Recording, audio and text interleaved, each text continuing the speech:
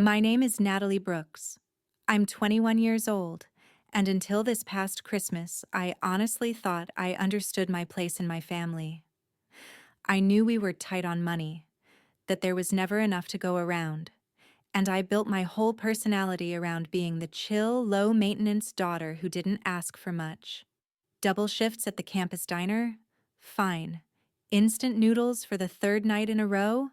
Whatever. Watching my friends book spring break trips while I calculated whether I could afford laundry that week? Just part of the deal when you're the first one in the family to make it to college. At least, that's what I kept telling myself. This year, I came home for Christmas completely drained, but weirdly proud. I'd just survived another semester on a cocktail of student loans, caffeine, and sheer stubbornness. I'd maxed out another credit line for textbooks, lied to my friends that I was skipping parties to focus, and forced myself to believe that all this struggle would someday turn into a degree and a better life. It never crossed my mind that the real reason I was drowning in debt was sitting in the same room, clinking glasses and laughing under fairy lights. We were all squeezed around the dining table, the kind of chaotic holiday scene you'd see in a cheesy movie. Burnt rolls, lumpy gravy, kids shrieking over a board game. Someone made a joke about who ruined the mashed potatoes, and everyone was talking over each other when my grandma lifted her glass, smiled at me, and said the sentence that cracked my whole reality in half. "To our Natalie," she said warmly, eyes shining. "I'm so glad you're finally getting to enjoy that college fund we set up for you. All those years of saving were worth it." For a heartbeat, I thought I'd misheard her. My fork slipped from my hand and clattered against my plate, loud enough to cut through the chatter. My stomach dropped. "What fund?" I asked, louder than I meant to. The room didn't just go quiet. It went dead.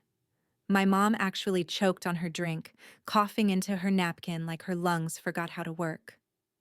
My dad went the color of the white tablecloth, every bit of warmth draining from his face. On the other side of the table, my little cousin froze mid-bite and stared, then leaned toward me and whispered, just loud enough for everyone to hear, "Wait, you didn't know?" In that second, with the Christmas tree blinking in the corner and 6 pairs of eyes pointed at me, I realized this wasn't some cute family surprise. This was a secret, a huge one, and it had been kept from exactly one person, the girl it was supposed to protect.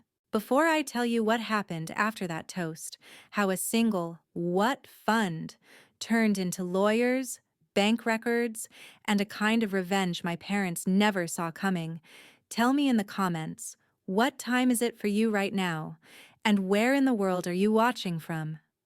I want to see just how far this Christmas disaster travels, because trust me, by the end of this story, you'll be asking yourself what your own family isn't telling you. The silence after Jamie's whisper didn't feel like a pause. It felt like someone had hit mute on my whole life. The clinking cutlery stopped. The fake laughter died mid-breath. Even the Christmas music from the living room suddenly seemed too loud, like it didn't belong in this version of reality. My grandma's smile slowly crumpled as she looked from my stunned face to my parents' panic. "Linda? Greg?" she asked carefully, her gaze bouncing between them. "You told her about the fund, right?" My mom recovered first, but not in a way that made me feel any better. She forced out this brittle little laugh that sounded like it could shatter. "Mom, can we not do this right now?" she said, eyes flashing at her. "It's Christmas. Let's just enjoy dinner." My heartbeat wasn't just racing. It was pounding so hard I could feel it in my teeth. "No," I said, and my own voice surprised me. It came out steady, sharp. "We are absolutely doing this right now." "What college fund?" My dad set his glass down so hard the ice clinked against the sides. He didn't meet my eyes. "Natalie, lower your voice," he muttered. "We'll talk about this later." I leaned forward, fingers digging into the edge of the table. Every year of stress and humiliation sharpening into something cold. Later, I repeated, I've been cleaning tables until midnight, taking out loans in my name, choosing between groceries and textbooks, and you're telling me there was a fund this entire time? My grandma's eyes widened, the color draining from her face. You mean you've been paying with loans? She asked slowly. We've been sending money for you since you were a baby.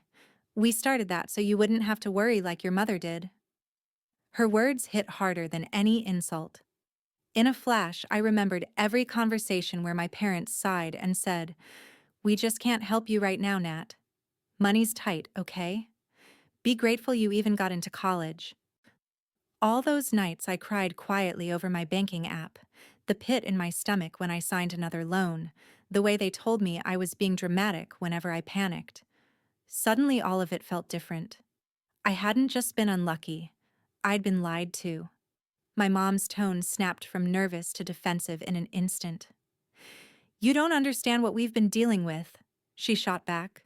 The fund was for the family, not just some spending account for you. There were emergencies. We did what we had to do. Emergencies? I echoed, my voice turning razor sharp. How much was in it? My dad stared at his plate like the mashed potatoes were the most interesting thing in the world. It's complicated, he said. It's not a simple number. Try me, I snapped. Pick a number and start there. My grandma swallowed, her voice barely above a whisper. Last time we checked, she said, glancing at my grandfather. It was a little over 60,000, before they took over managing it.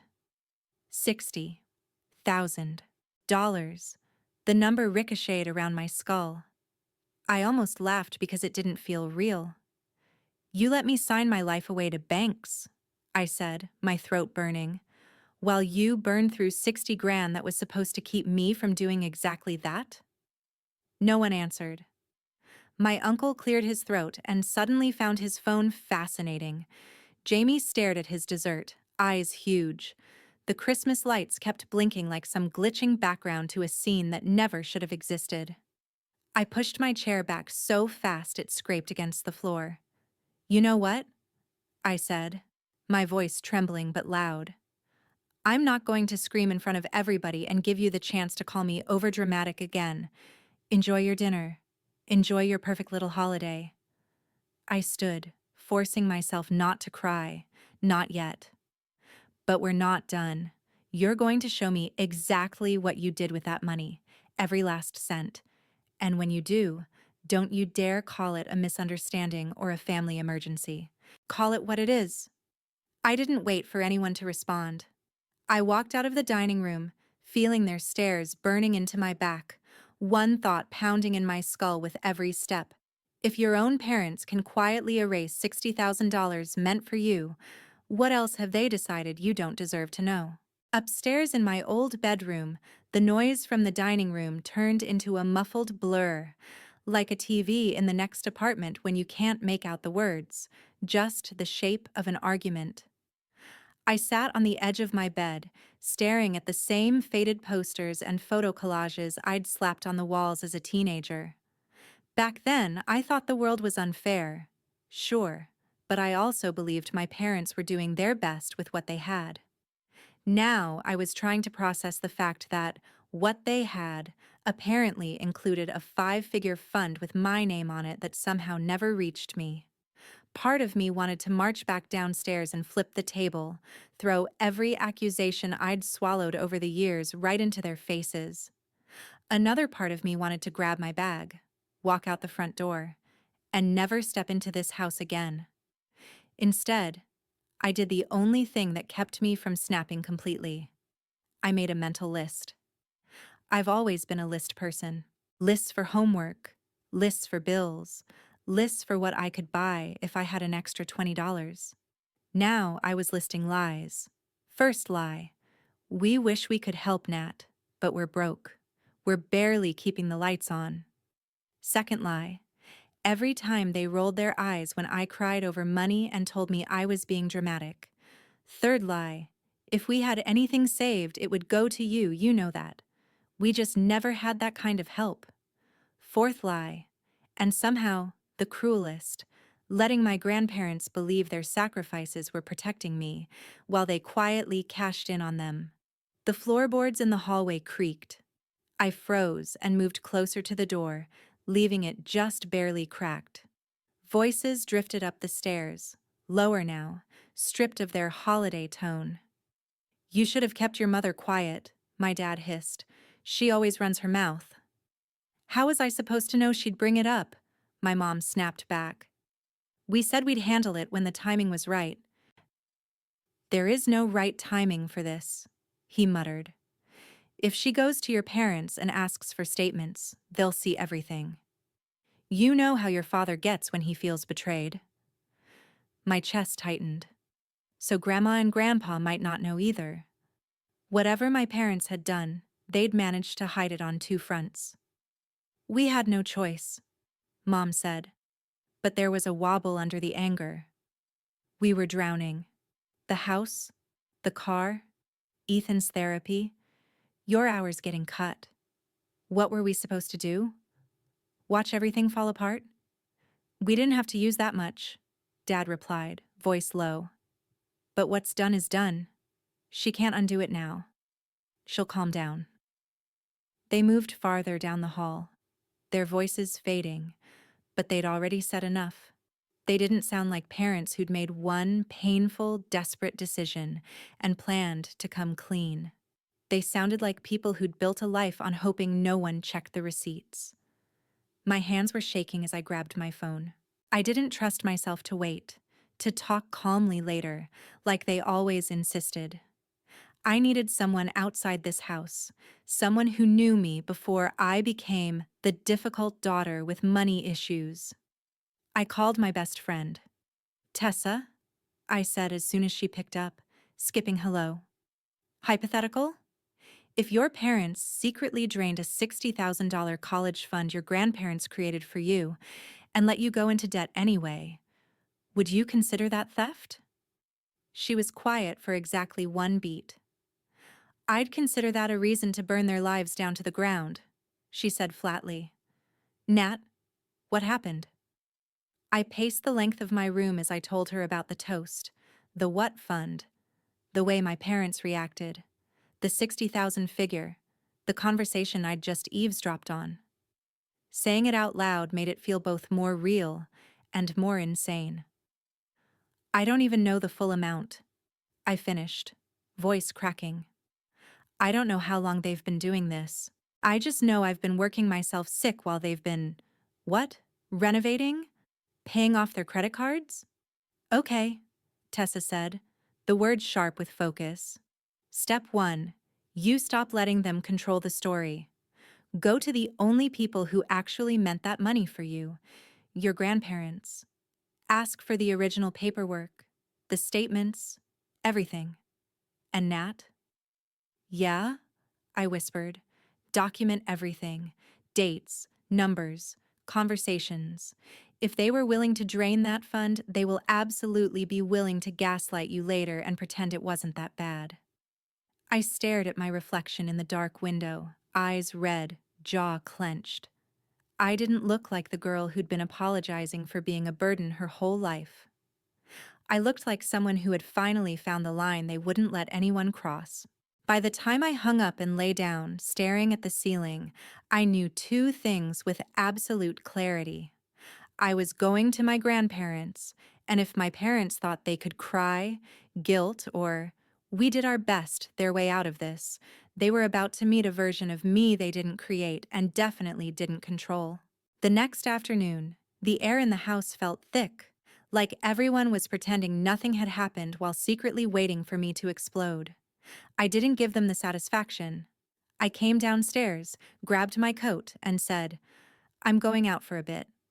My mom glanced up from her phone. "Where?" she asked, the word loaded with suspicion.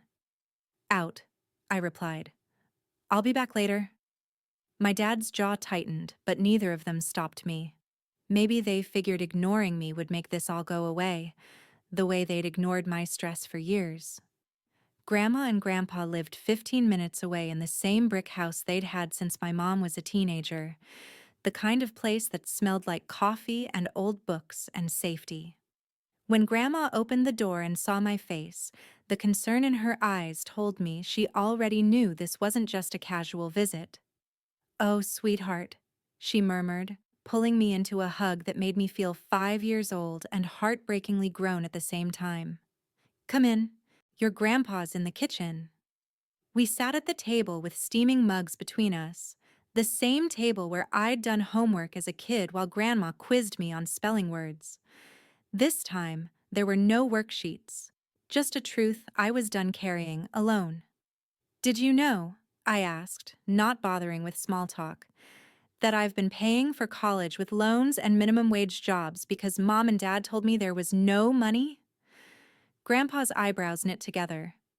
"They said things were tight," he replied slowly, "that they were stretching to help with what they could. But they also told us the fund was helping, that it was making the difference." "Helping who?" I asked, my voice sharper than I meant. "Because it wasn't helping me." I told them everything. The toast, my parents' reactions, Grandma's mention of 60,000, the conversation I heard in the hallway. By the time I finished, my grandparents looked 10 years older and somehow more solid at the same time. Grandpa's hands, usually steady, shook slightly as he folded them on the table. "We started that fund the week you were born," he said quietly. "Every Christmas, every birthday, any extra we could spare went into it. Your aunt and uncle chipped in a few times. We wanted to make sure you never had to choose between school and survival like your mother did." Grandma nodded, eyes glistening, not just with sadness, but with anger I'd never seen from her. "When you graduated high school, we met with the bank," she said. "We thought it made sense to put your parents as co-signers so they could help manage the tuition payments. The advisor said it would make everything easier. It never occurred to us that giving them access meant giving them temptation." "Did you ever see where the money actually went after that?" I asked.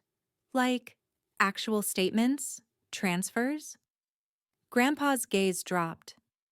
"Your mother told us not to worry about the details," he admitted. "She said she was handling your tuition directly with the school. We asked for updates. She said everything was covered and under control. The last official balance letter we saw was a few years back." "And then?" I pressed. "They stopped coming," Grandma said, her mouth tightening. "When we asked, your mother said they'd moved the account, that it was more efficient and we didn't need to be involved anymore. We trusted her." My stomach twisted. "The last balance you saw?" I asked. "Do you remember it?" Grandpa sighed. "We don't remember the exact cents, but it was around 78,000, he said. "You were about to start college. We were so relieved. We thought we'd done something right." 78. More than what had been casually thrown out at dinner. More than I'd let myself even imagine. "They told me there was nothing," I said, my voice shaking. "They let me believe I was starting from zero. They watched me work doubles and cry over loans and told me that was just part of being an adult." Grandma pushed back from the table suddenly, a fierce look sparking in her eyes. "Walter, get the folder," she said. "The big blue one." He disappeared down the hall and came back with a thick, worn binder. "We kept everything from those early years," he explained as he set it down. "Deposit slips, interest statements, the paperwork from when we added your parents as co-signers. After that, the bank switched to mostly digital, but we still have the last few letters they mailed before everything went online only." "I need to see the numbers," I said, my voice steadier now. "If I'm going to confront them again, I want facts, not just anger." We spread the papers across the table. There it was in black and white. Every birthday check, every "we don't need gifts, just put it in her fund." Every small sacrifice my grandparents had turned into a future they believed was waiting for me. The last official statement with their address showed a balance of 78,000 and change. I stared at that number until it blurred, until it felt like it was pressing down on my chest. They didn't just fail to tell you, Grandma said quietly. They erased us from the process and hoped you'd never ask questions. If they emptied it, Grandpa added, his jaw clenched, they didn't just betray you, they betrayed us, and everyone who gave $1 to that fund.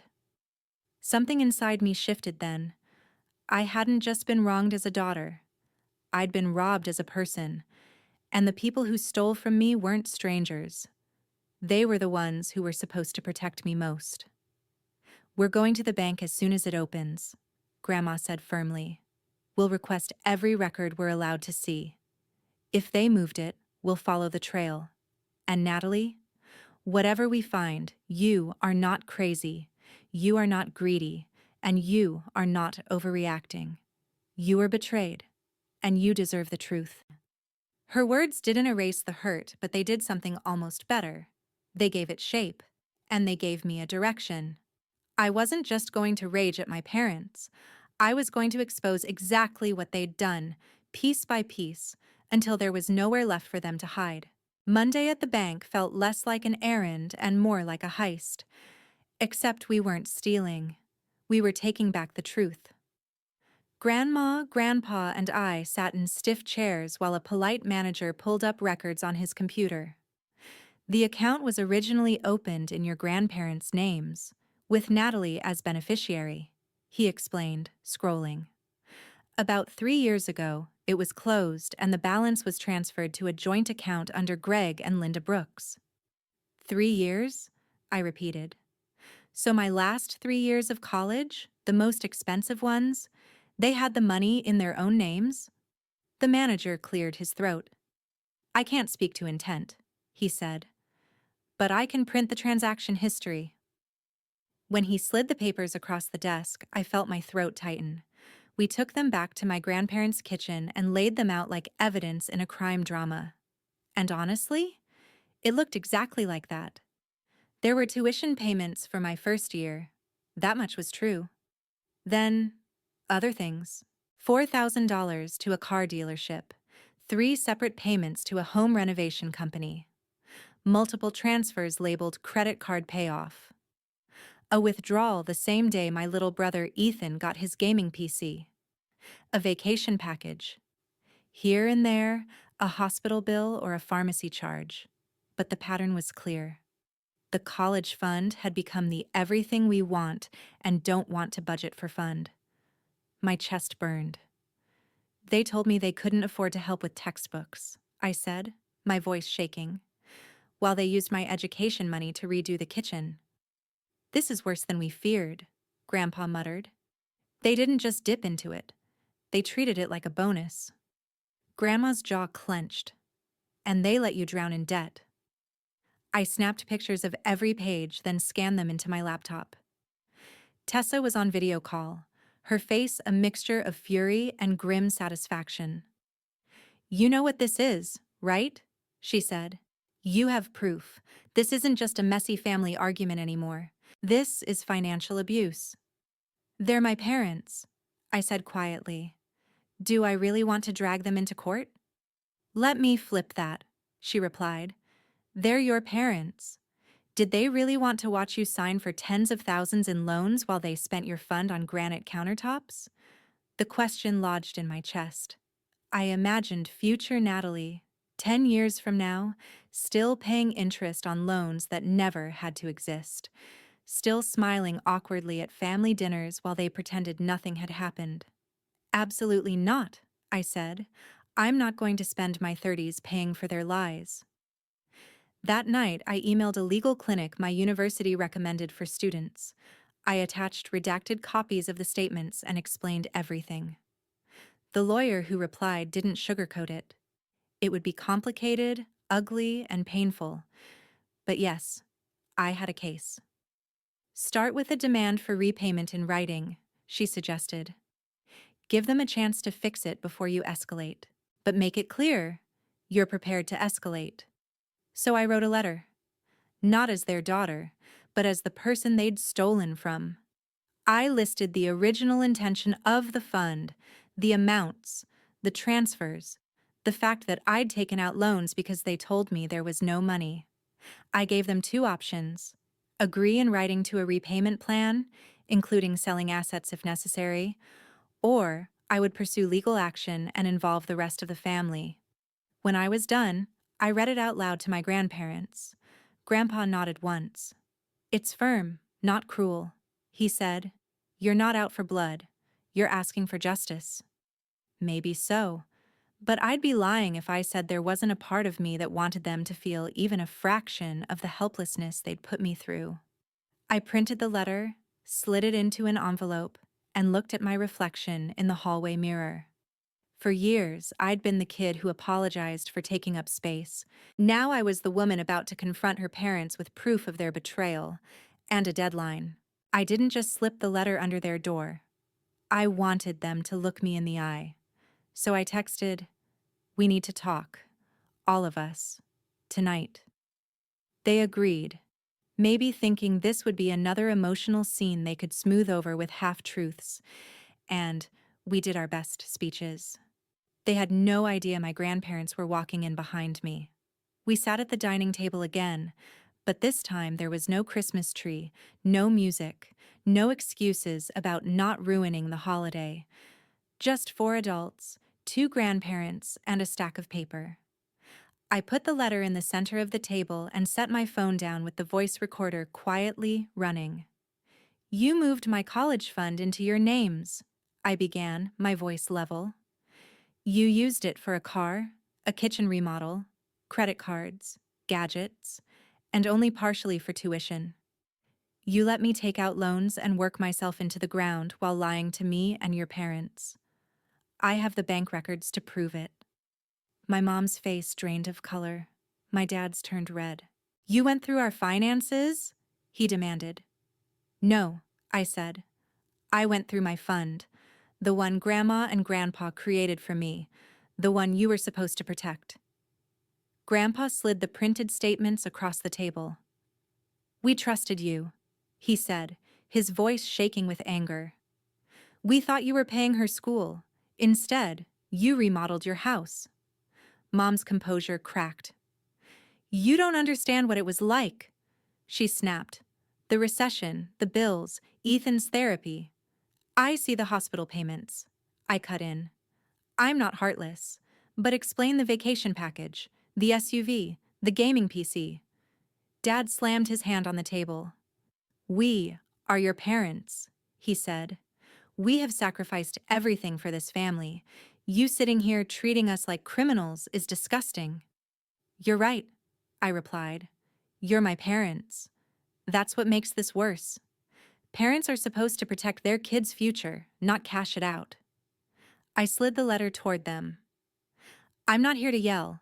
I'm here to give you a choice. Option 1, you sign this agreement. You acknowledge in writing what you did, and you agree to sell the SUV and refinance the house if you have to, so you can start paying off my loans and rebuild what you took. Option 2, I file a civil case. I send these records to every relative who ever contributed to that fund, and you explain to a judge why your daughter is drowning in debt while you've been driving around in a car paid for with her education."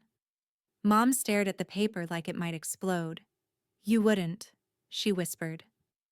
I leaned back.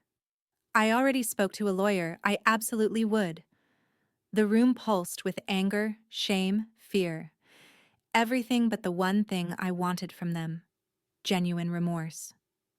"You're ungrateful," Dad said finally, his voice low. "We kept a roof over your head.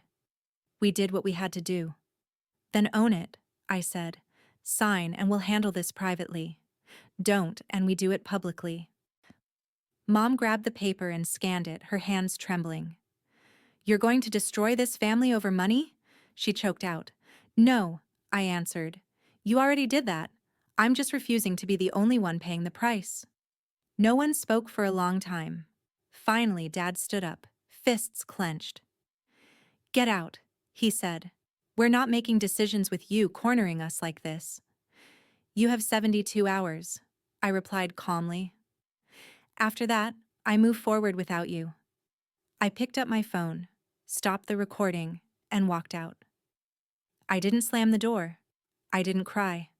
I just left, knowing that whatever they chose next would tell me everything I needed to know about who they really were. I thought the worst they could do was refuse to sign.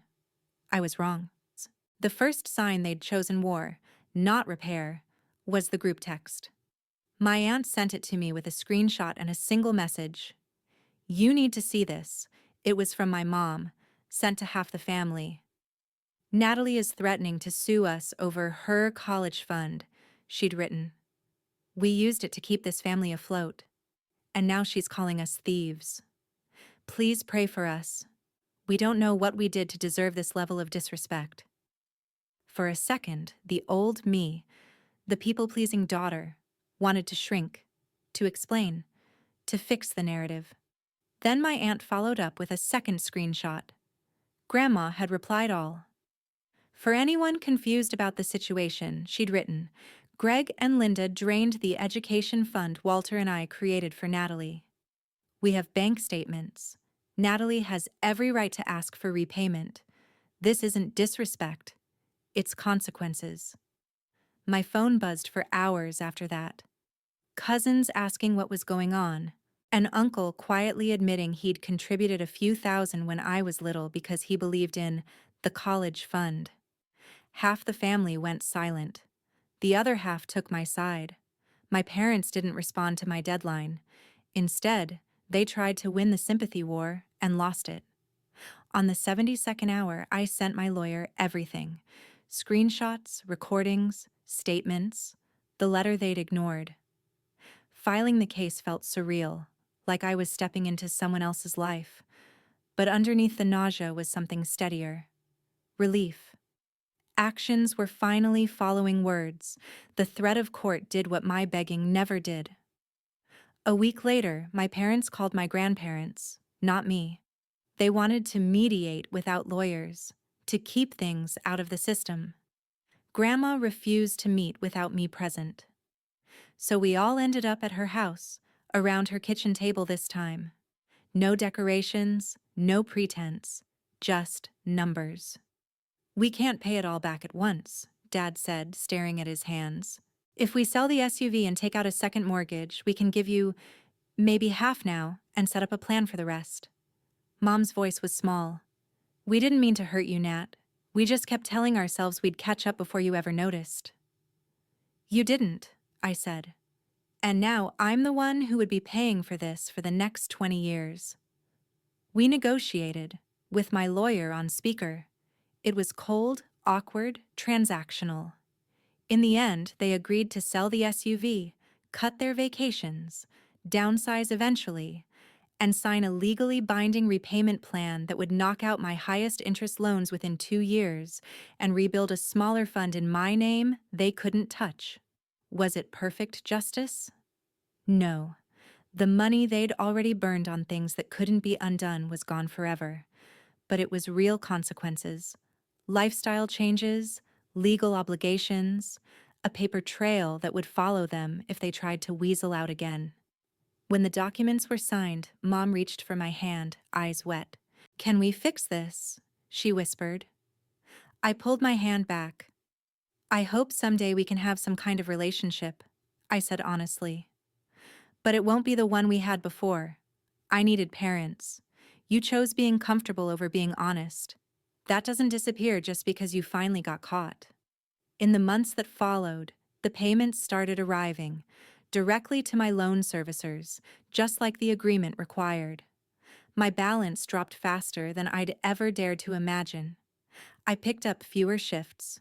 For the first time, I allowed myself to think about grad school without immediately doing interest math in my head. Holidays changed. I spent them with my grandparents, with Tessa, with friends who had become chosen family. Sometimes my parents called or texted. Sometimes I answered. I wasn't out for endless revenge. I didn't need them to suffer forever. I just needed them to feel, with their bank accounts, not just their tears, what it meant to steal someone's future. I still don't know if I'll ever fully forgive them. Maybe forgiveness isn't a single moment. Maybe it's 1,000 small decisions not to let their choices define the rest of my life. But I do know this. I stopped being the kid who smiled through betrayal to keep the peace. I chose myself, my future, and the truth, no matter how messy it made Christmas dinner. If you were in my place, what would you have done? Would you have taken them to court, cut them off completely, or tried to forgive without demanding anything back?